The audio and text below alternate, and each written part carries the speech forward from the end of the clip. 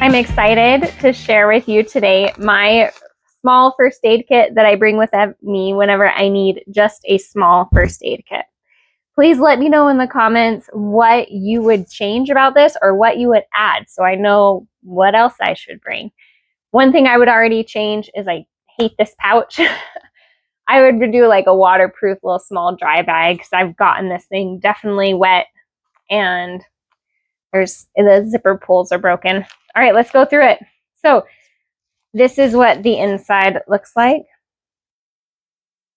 And I have tweezers, which are great for cactus accidents. And then a safety pin, a razor blade. You could also just have a small pocket knife if needed. And then I have sunscreen. Just if you forgot sunscreen, it'll at least save the day to have a bit on your face. I have some gloves for protection, along with some rollable gauze. And one of the most important things that I think is some sort of athletic tape. So you can fix a lot of things using athletic tape. And so, I mean, even a big roll would be nice, but here I have just a little roll. And then I have a variety of medications in here. So there is aspirin and ibuprofen, Mucinex, daytime cold and flu, Tums, Benadryls, Pepto-Bismol, Tylenol. So any sort of over-the-counter medication that you could foresee possibly needing, having a small amount of it, along with any prescription meds that you need to have. I have some gear aid patches. These are not necessarily for first aid, but for fixing random gear issues that might come up. And some moleskin. All right, so halfway through. Then I have some Neosporin packets. So I have some small packets of Neosporin, along with some alcohol prep pads. I also have, oh, there it is, some saline eye drops in case you get like sand or gunk in your eyes, but it being a saline water, you could also use it to clean a wound if needed. Then the next half is a lot of different kinds of Band-Aids. So I have small kids, so Band-Aids are sometimes all that you need. But so I have a lot of sizes of Band-Aids, so just regular size up to a larger size of Band-Aid. Let's see. We have butterfly bandages and trying to find some other sizes. Just regular size.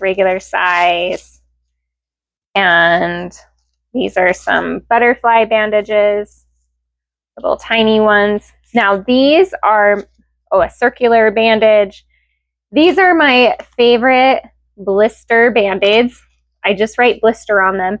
They don't actually market them as Blister Band-Aid, but they're hydrogel. So Band-Aid brand makes a brand or a type of Band-Aid called hydrogel.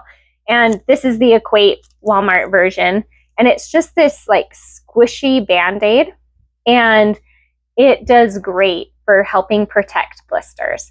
And they come in several different sizes. So I just write the word blister on them so that I know only use this more expensive Band-Aid for blisters. All right. Okay. So that's the majority of types of bandages that I have. I also have, knuckle Band-Aid. You can make your own knuckle Band-Aid too, just by like slicing a Band-Aid to get those little butterfly shapes. Then I have gauze pads. So these are, and in here of the big bandages, these big Band-Aids, I have like 1, 2, 3, 4, 5, 6, 7, 8 of them. So these can be more important than the smaller one. Then I have gauze pads of 2 by 2. And that is a Band-Aid. That is a big Band-Aid. Sorry. Then I have some 2 by 2 gauze pads. And then I have the larger gauze pads, 4x4s. But then I also grabbed, and I thought I had 2 of these, but I guess I just have 1. These are surgical dressings. So they are really thick gauze pads, as you can see here. And these would be great for a very bad wound.